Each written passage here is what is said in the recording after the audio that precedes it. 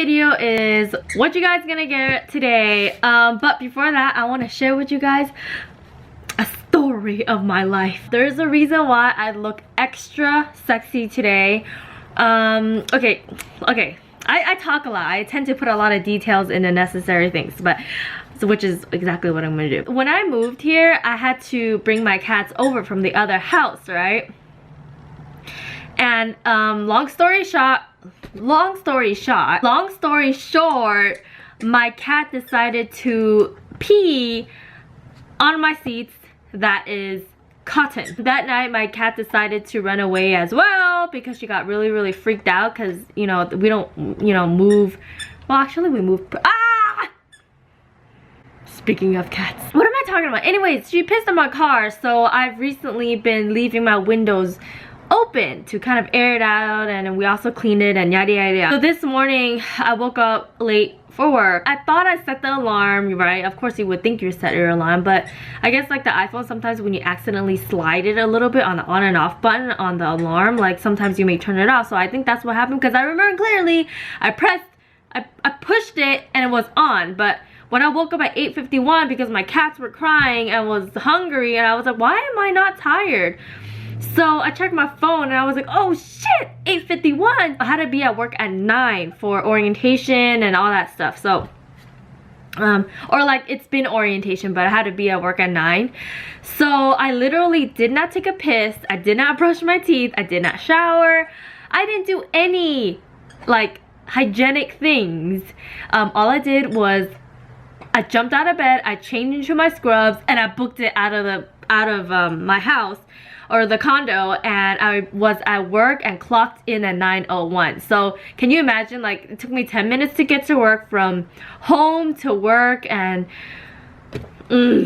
but what's worse is that I've been leaving my window open lately because to air out the piss or the piss smell. And as I was doing orientation and listening to lectures, all of a sudden I was like, oh crap, I left the window open on the roof and it's raining. It's not even just raining, it's like raining really hard. So, you know, I was like, ah crap, like in my head. And then I left the room and I checked out my car, and of course it was soaked. So today is Friday and it's one of the worst Fridays ever, but I don't know, anyways, life happens, and we move on. I decided to take this opportunity to kind of tell you guys also about nursing, all that stuff, because a lot of people wanted updates about that. Actually, I just came back from orientation today. If the lighting is a little bit off, it's because it's cloudy, it rained. After I graduated, here's my story about what happened after graduation and what I did to get the job that I got. So what had happened was, after graduation, literally I've been applying to a lot of different kind of hospitals, you name it. I even applied to medical spas, which, long story short, I ended up rejecting it. So I literally applied everywhere, and honestly, as a new grad, you really can't be picky. There are not a lot of new grad programs that open consistently, and if they do open, it closes fast. And if they do open, it's never advertised unless you have like a school counselor or like someone in the career services that let you know and you're in the email list. But most of the time you don't know when it's open. If it's open, it's maybe for like a week. And these new grad programs applications, they fill up quick, 200s 300s applications. Okay, so what I did was, and they take a long time to get back to you. So what I anyways, about a week after graduation, I got a call from a hospice company, and I applied this through Craigslist. With Craigslist, you really gotta be careful because you never know if it's real or not. So I don't know, I guess I just kind of took my chances and did it anyway. The interview was really it was very short. It was only like 15 minutes long. It was not a panel interview. And they asked me questions about why you chose this. This was very basic stuff, like tell me about yourself. Why did you choose hospice nursing? Are you aware that what hospice philosophy is? You know, things like that. With a small company, that usually it's very straightforward. It's not scenario based because they know you're a new grad. And usually with companies like that, they actually want new grads because they kind of want to mold you into their way and their company's way of thinking. About maybe like 4 days later, I got the call and said that I got the job, and I've been working as a hospice nurse for about 2 months now. First I was part-time, and then quickly about 2 days later I switched to on-call. If you guys want to hear how on-call is, you can let me know in the comments. But the story's gonna drag way too long. I've worked as an on-call nurse for about a month. Got a call from a psych hospital to ask me if I want to do an interview there. So of course I said yes, and they asked me really basic things again. They asked me, tell me about yourself. Do you know body language of how to detect like if they're dangerous or not? You know, things like that. I wanted to do some tips on interview and all that stuff if you guys are interested about that. But I think so on the same day she said that I got the job. That job paid I think $32 an hour as for a new grad. That's actually average for a new grad in California. Remember, California's cost of living is super high. So I said yes to the job. Okay, then about, I don't know, 3 days later, I got a call from another hospital asking me if I wanted to do an interview. By this time, it's been about a month after graduation.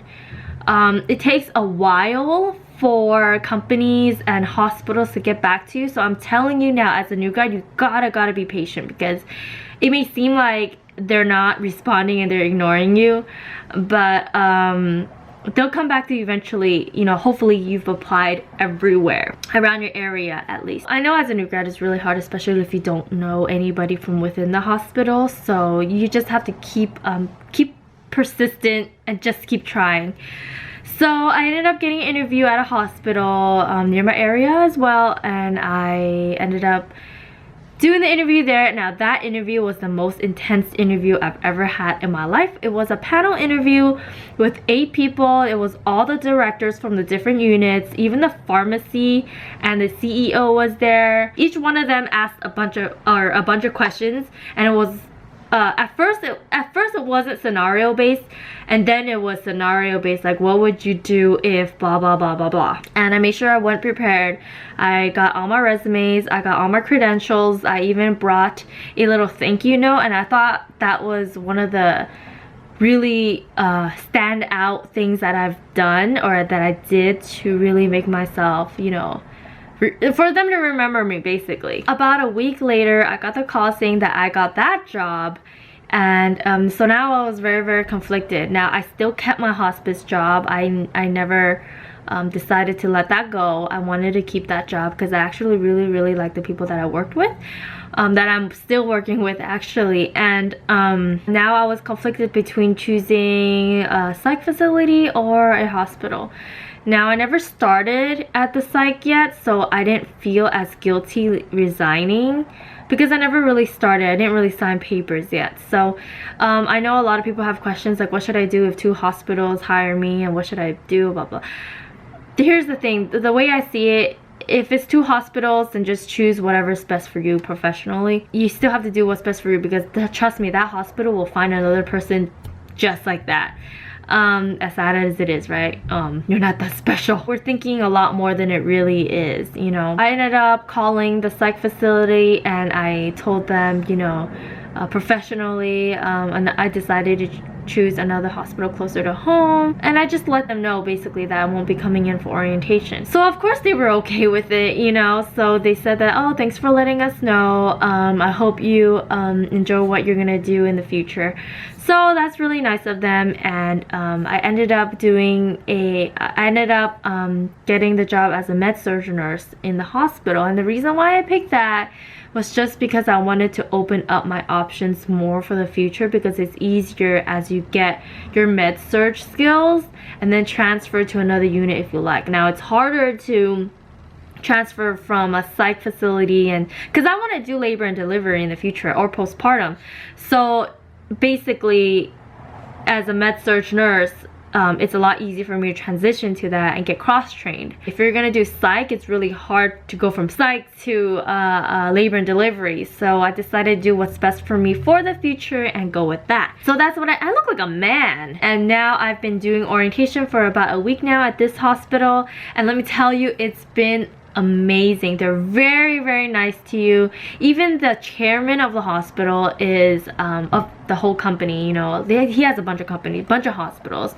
He's inviting us to go eat dim sum with all the new grads, and it's just, I don't know, it's very, very family oriented. The hospital that I'm working at is very, very small. I'm not gonna lie, it doesn't have a good reputation, but it's because reputations are really hard to break. They've switched owners since then, and now it's managed differently. So now it's very, very family oriented, and everybody's really, really close to each other. So I'm really, really excited to start working there, like for real, and be independent. But that won't start until 3 months after training. I wanted to end with that, and I wanted to elaborate more on interviews and what I did to apply and all that stuff. So but this is a general summary, general story of what had happened since I graduated. All I can say is after you graduate, you gotta apply everywhere. You cannot be picky. You gotta accept whatever is there to come to you.